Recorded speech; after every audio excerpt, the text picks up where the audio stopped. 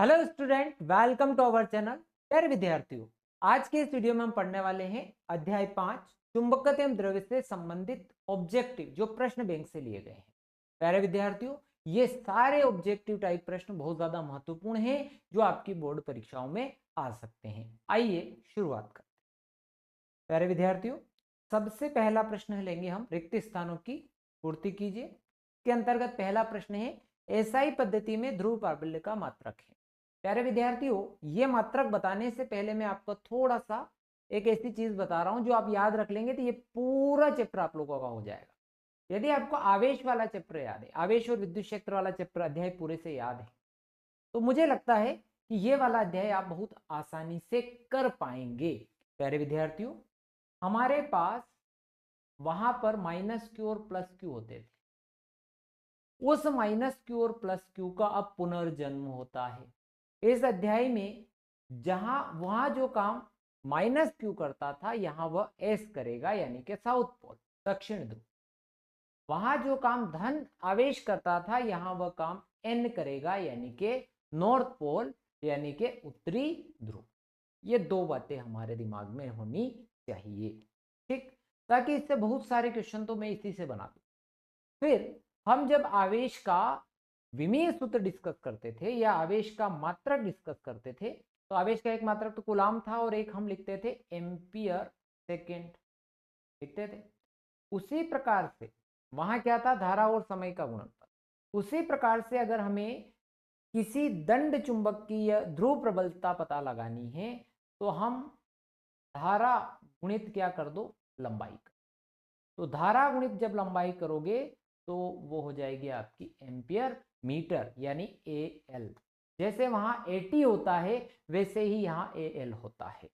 तो एसआई पद्धति में ध्रुव प्रबलता का मात्रक हो गया, क्या हो गया प्यारे विद्यार्थियों, एम्पियर मीटर। ठीक, आगे बढ़ते हैं।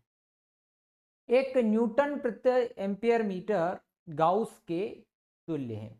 ये एक न्यूटन प्रति एम्पियर मीटर जो मैंने लिखा, ये एक टाइप का ये टेस्ला है, और एक टेस्ला बराबर होता है 10⁴ गाउस। तो यहां आएगा प्यारे विद्यार्थियों 10⁴। ठीक, अगले प्रश्न पर आते हैं। अगला प्रश्न है प्यारे विद्यार्थियों, चुंबकीय आघूर्ण की दिशा की ओर चुंबकीय अक्ष के अनुदिश होती है। प्यारे विद्यार्थियों याद करो, वही वाला अध्याय, कौन सा, पहला आवेश वाला। चुंबकीय द्विध्रुव आघूर्ण, विद्युत द्विध्रुव आघूर्ण की दिशा आपको बहुत अच्छे से याद है, ऋण क्यू से धन क्यू की। और मैंने क्या कहा, यहां जन्म हो गया, पुनर्जन्म। वहां जो काम ऋण क्यू, यहां वो काम कौन करेगा, एस करेगा। तो किधर होगा, एस से एन की ओर। ठीक, कितना आसान था, वो याद है तो ये तो आसानी से हो गया। अगले प्रश्न, अक्षीय स्थिति में परिणामी चुंबकीय क्षेत्र की दिशा चुंबकीय अक्ष के अनुदिश रिक्त स्थान की ओर होती है। ठीक, अब आप ये देखिए कि जब आप अक्षीय स्थिति की बात करेंगे और चुंबकीय क्षेत्र की दिशा की बात करेंगे, अक्षीय स्थिति आवेश वाला दिमाग में है कि नहीं है। अगर आवेश वाला दिमाग में है तो ये भी आसानी से हो जाएगा। देखो, आप अक्षीय स्थिति में इस तरह से बनाते थे, माइनस क्यू प्लस क्यू, यहां मध्य बिंदु से आर दूरी पर एक बिंदु होता था जहां आप चुंबकीय क्षेत्र की तीव्रता की गणना, विद्युत क्षेत्र की तीव्रता की गणना करते थे। धनावेश के लिए E1 इधर लिखते थे और ऋण आवेश के लिए आप E2 इधर लिखते। ठीक, जब E1 और E2 की वैल्यू निकाल लेते थे तो फिर E2 का आप बाद में डायरेक्शन बदलते थे परिणामी विद्युत क्षेत्र निकालने के लिए, और इसको माइनस E2 करके। तो फिर जब आपका फाइनल E1 माइनस E2 आता है तो उसकी फाइनल डायरेक्शन, इसको भी अपन ने इधर कर लिया, तो फाइनल डायरेक्शन जो है ऋण क्यू से धन क्यू की ओर हो रही है। जैसा कि मैंने वहां कह दिया कि जो काम वहां ऋण क्यू ने करा, यहाँ कौन करेगा, एस करेगा। जो काम वहां प्लस क्यू ने करा वो यहाँ एन करेगा। जो काम वहां विद्युत क्षेत्र की तीव्रता करती है, यहाँ चुंबकीय क्षेत्र की तीव्रता करेगी B1 B2। तो B1 माइनस B2, और B1 माइनस B2 की दिशा किधर हो रही है, तो ये देखें एस से एन की ओर हो रही है। तो किधर जाएगा, तो एस से एन की ओर, कोई बदलाव करने की जरूरत नहीं है। समझ आई होगी कहानी। अगला जो है कि निरक्षीय स्थिति में परिणामी चुंबकीय क्षेत्र की दिशा चुंबकीय अक्ष के अनुदिश रिक्त स्थान की ओर होती है। प्यारे विद्यार्थियों, जब आप निरक्षीय स्थिति में आवेश के लिए पढ़ा था आपने, तो धन आवेश के लिए जब विद्युत क्षेत्र की दिशा देखते हो तो आप बाहर की तरफ इस प्रकार से होती है। ऋण आवेश के लिए जब आप देखते हो तो इस तरह से होती है। और आपने जब इनको दो भागों में वियोजित किया था, एक थीटा इधर और एक ये, तो E1 के दो भाग हो जाएंगे। ये जो E1 है इसका एक भाग हो गया इधर E1 cos थीटा, और एक ऊपर चला जाता है जिसको अपन E1 sin थीटा बोल देंगे। और इसी टाइप से ये जो E2 है इसके भी दो भाग हो जाएंगे। एक आपका हो जाएगा यहाँ से, ये हो जाएगा आपका E2 cos थीटा इधर की तरफ, और एक हो जाएगा आपका E2 sin थीटा। और वहां जब E1 E2 की वैल्यू इक्वल आई थी और फिर E1 sin थीटा ने E2 sin थीटा को कैंसिल कर दिया था और E1 cos थीटा और E2 cos थीटा आपस में जुड़ गए थे, तो इनकी डायरेक्शन किधर है, इधर है, यानी कि धन से ऋण की ओर। यहाँ धन क्यू आवेश मतलब N है, यहाँ ऋण क्यू आवेश मतलब S है, तो किधर हो रही है दिशा बच्चों, N से S की ओर। परिणामी विद्युत क्षेत्र की दिशा N से S की ओर होती है। कितना आसानी से हो। अगले प्रश्न, अक्षीय स्थिति में निरक्षीय स्थिति की तुलना में चुंबकीय अक्ष के मध्य बिंदु से उतनी ही दूरी पर चुंबकीय अक्ष की तीव्रता होगी। देखो r दूरी पर अपन ने अक्षीय स्थिति और निरक्षीय स्थिति पढ़ी, तो अक्षीय स्थिति और निरक्षीय स्थिति में अगर आप इसको मैं चुंबकीय क्षेत्र के फॉर्म में लिखूं तो फार्मूला इस तरह से हो जाएगा। अक्षीय में देखूंगा तो 2m/r3। वहां जो काम m करता है, मतलब यहाँ m है, वहां पर वो p है। यहाँ ये चुंबकीय द्विध्रुव आघूर्ण है, चुंबकीय आघूर्ण है, वहां वो जो है आपका विद्युत द्विध्रुव आघूर्ण होता है। μ0/4πε0 की जगह यहाँ 1/, वहां 1/4πε0 होता है। ये तो एक बात। और जब आप इसका निरक्षीय देखते हैं तो ये आता है μ0/4πm/r3। तो निरक्षीय स्थिति की तुलना में, निरक्षीय से तुलना करना है तो निरक्षीय की तुलना में अक्षीय स्थिति दुगनी होती है, दोगुनी। ठीक, अगले प्रश्न पर आते हैं प्यारे विद्यार्थियों। अगला प्रश्न है आपका, अनुचुंबकीय पदार्थ प्रबल चुंबक की ओर। देखो बच्चों, अनुचुंबकीय पदार्थ किसको कहते हैं? अनुचुंबकीय पदार्थ वो होते हैं जिन्हें आप जो है अगर आप चुंबकीय क्षेत्र में रखते हैं तो वो जो है क्षीण चुंबकत्व से चुंबकत्व प्राप्त करने की ओर बढ़ रहे होते हैं। ठीक, यानी कि अनुचुंबकीय पदार्थ प्रबल चुंबक की ओर क्या होंगे, आकर्षित। और प्रतिचुंबकीय पदार्थ जो होते हैं वो प्रबल चुंबक की ओर होंगे प्रतिकर्षित। ठीक है, प्रति से याद रख सकते हैं प्रतिकर्षित। ठीक है, प्रतिचुंबकीय यानी कि ये जो इसका चुंबकत्व होता है ये अधिक चुंबकत्व से कम चुंबकत्व की ओर जाता है। ठीक, उसके बाद एक लोह चुंबकीय भी होते हैं। ठीक है, तो लोह चुंबकीय क्या होते हैं, जब उनको आप किसी चुंबकीय क्षेत्र में रखोगे तो वो एक प्रबल चुंबक बन जाते हैं। ठीक है, ध्यान रखिएगा। अनुचुंबकीय पदार्थ की चुंबकन प्रवृत्ति होती है। प्यारे विद्यार्थियों, अनुचुंबकीय जो पदार्थ की चुंबकीय प्रवृत्ति होती है वो कम धनात्मक होती है या फिर कम धनात्मक भी हम इसको लिख सकते हैं। बहुत ज़्यादा बड़ी वैल्यू नहीं होती है। ठीक है, तो कम धनात्मक अपन इसको लिख सकते हैं। उसके बाद प्रतिचुंबकीय पदार्थ की चुंबकीय प्रवृत्ति होती है। तो जो प्रतिचुंबकीय पदार्थ होते हैं प्यारे विद्यार्थियों, उनकी जो चुंबकीय प्रवृत्ति होती है वह ऋणात्मक होती है, नेगेटिव इंपैक्ट डालते हैं। ठीक, और अगर लोह चुंबकीय की पूछे तो बहुत अधिक धनात्मक कर दीजिए। अब एक वाक्य एक शब्द में उत्तर। चुंबकीय द्विध्रुव आघूर्ण की परिभाषा एवं मात्रा। देखो चुंबकीय, जब अब मैं बात करूं अगर विद्युत द्विध्रुव आघूर्ण में क्या बोलते थे कि एक आवेश और दोनों आवेशों के बीच, मतलब कि द्विध्रुव के एक आवेश और दोनों आवेशों के बीच की दूरी के गुणनफल को हम क्या कहते थे, विद्युत द्विध्रुव आघूर्ण कहते थे। अरे विद्यार्थियों, यहाँ कहानी वही है, मैं आपको पहले इसीलिए कहा कि यहाँ पुनर्जन्म करा दो। वहाँ -q से +q था, तो यहाँ क्या हो जाएगा प्यारे विद्यार्थियों, हम इसे s और इसे n दे देते हैं। ठीक, अब जब दंड चुंबक लिखा है तो दंड चुंबक की क्या होता है, ध्रुव प्राबल्य होता है। तो दंड चुंबक की, है ना, दंड चुंबक की एक ध्रुव प्राबल्य और दोनों ध्रुवों के बीच की जो दूरी है, एक ध्रुव प्राबल्य और दोनों ध्रुवों के बीच की जो दूरी है उसे आप क्या कहेंगे, चुंबकीय द्विध्रुव आघूर्ण कहेंगे। तो किसी चुंबक के एक ध्रुव प्राबल्य और दोनों ध्रुवों के बीच की दूरी के गुणनफल को चुंबकीय द्विध्रुव आघूर्ण कहते हैं।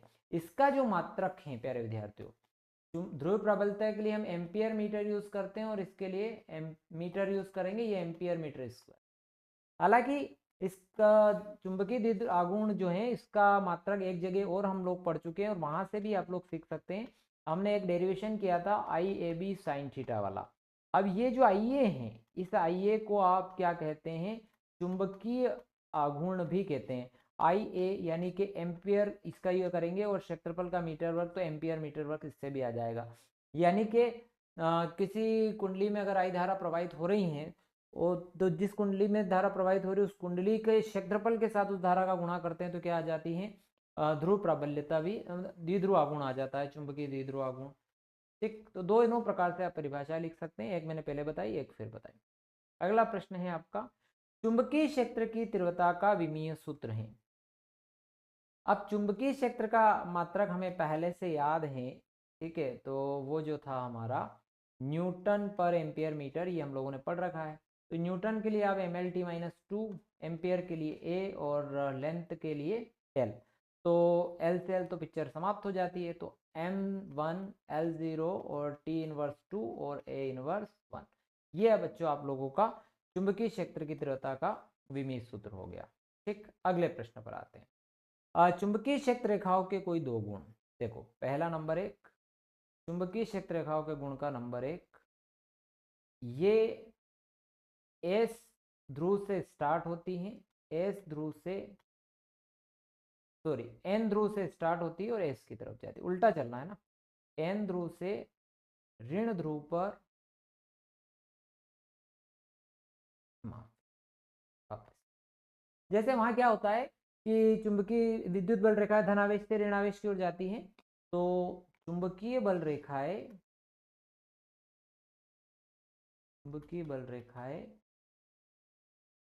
S से N से S की ओर, है ना, N से S की ओर बाहर व अंदर S से N की ओर। ये भी एक पॉइंट है। एक पॉइंट है कि दो क्षेत्र रेखाएं एक दूसरे को कभी भी नहीं काटेगी, चुंबकीय क्षेत्र रेखाएं कभी एक दूसरे को नहीं काटती हैं। चुंबकीय क्षेत्र रेखाएं बंद लूप बनाती है। क्यों? क्योंकि ये N से गई S पर और S से आई N पर, तो इन्होंने क्या बल कर लिया, बंद लूप बनाती है। तो आप बंद लूप बनाती है, दो रेखाएं एक दूसरे को नहीं काटती है, कुछ भी आप इसमें से जो भी हो लिख सकते हैं। अगले प्रश्न पर आते हैं। किसी परिनलिका में एक कुंडली लिपटी हुई है, इसके सिरों पर धारा की दिशा वामाव्रत है, यानी कि एंटी क्लॉकवाइज। एक कुंडली है, एक परिनलिका में एक कुंडली लिपटी है, कुंडली की बात कर ली, कुंडली बना ली अपन ने। इसके सिरों में धारा की दिशा जो है एंटी क्लॉकवाइज है, जो धारा है घड़ी की सुई की विपरीत दिशा में प्रवाहित हो रही है, ऐसे। अब आपको कैसे पता लगेगा बच्चों कि इसकी दिशा नॉर्थ ध्रुव होगा या साउथ ध्रुव, मतलब उत्तरी ध्रुव होगा या फिर दक्षिणी ध्रुव होगा? प्यारे विद्यार्थियों, जैसे धारा आपकी इस तरह से घूम रही, आप उंगलियों को धारा की दिशा में रखेंगे और अंगूठा जिधर पॉइंट करेगा उधर एन ध्रुव होगा। ठीक, तो अब आप जैसे कि देखेंगे कि घड़ी की विपरीत दिशा में, तो मैं घड़ी की विपरीत दिशा में लेता हूं। तो जब घड़ी की विपरीत दिशा में ले रहा हूं, यानी कि जब मेरी कोइल है वो मेरी तरफ पॉइंट कर रही है, आप देखेंगे जो मैंने बना रखा है, तो मेरी तरफ पॉइंट कर रही है, अर्थात ये वाला जो ध्रुव है वो एन ध्रुव होगा। ठीक है, और आप एंटी क्लॉकवाइज का एंटी मतलब विरोधी से भी आप एन ध्रुव याद रख सकते हैं। क्लॉकवाइज मतलब साथ में चलेगा, यानी कि पॉजिटिव बात हो गई, यानी कि एस ध्रुव।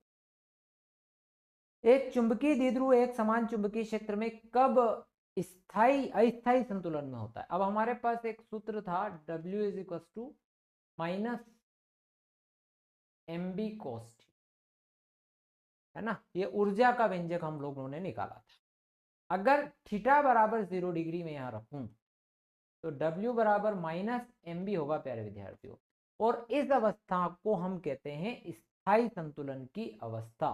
तो चुंबकीय क्षेत्र कब स्थायी, अच्छा अस्थायी है, माफी चाहता हूँ, तो अस्थाई है, अस्थाई है तो फिर आपको यहाँ रखना होगा 180 डिग्री। थीटा बराबर हम रखेंगे 180 डिग्री। तो W बराबर cos 180, cos 180 का मान प्लस, मतलब जैसे आपका ये चुंबक है धन चुंबक, अब आप इसमें घुमा के ऐसे ले आए तो अब ये प्रयास करेगा वापस अपनी ओरिजिनल स्टेट में आने का, तो ये अस्थाई अवस्था होती। तो जब थीटा बराबर 180 डिग्री, यानी कि ये क्या है, थीटा बराबर 180 डिग्री, कि जब चुंबक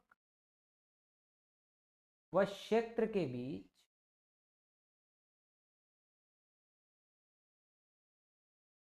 कोण 180 डिग्री हो तब अस्थायी संतुलन में होगा। कारण तरीका समझ लिए।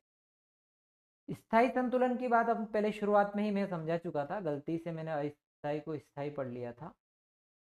तो माइनस एम बी कोस 0, तो हम यहाँ ऐसे लिखेंगे कि जब चुंबक व क्षेत्र रेखाओं के बीच, एक समान चुंबकीय क्षेत्र के बीच कोण अगर 0 डिग्री है तो वह स्थायी संतुलन में होगा।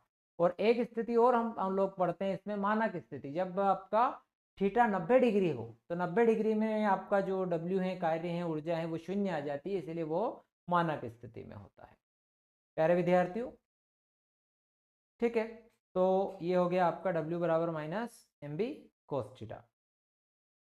प्यारे विद्यार्थियों, अगला प्रश्न है कि एक दंड चुंबक के दोनों ध्रुवों से बराबर दूरी पर स्थित किसी बिंदु पर चुंबकीय क्षेत्र की तीव्रता होगी। अब आप बराबर दूरी पर रखेंगे और माइनस क्यू और प्लस क्यू, तो ये एक प्रकार की आपकी निरक्षीय स्थिति है। और निरक्षीय स्थिति में जो चुंबकीय क्षेत्र की तीव्रता का सूत्र है वो है mu naught by 4 pi M by x cube tesla, या न्यूटन पर एम्पियर मीटर भी यूनिट में लिख सकते हैं। प्यारे विद्यार्थियों, यदि आपको वीडियो पसंद आया हो तो चैनल को सब्सक्राइब कर लेना और अपने दोस्तों के साथ शेयर करना मत भूलना। थैंक यू वेरी मच, मिलते हैं नेक्स्ट वीडियो।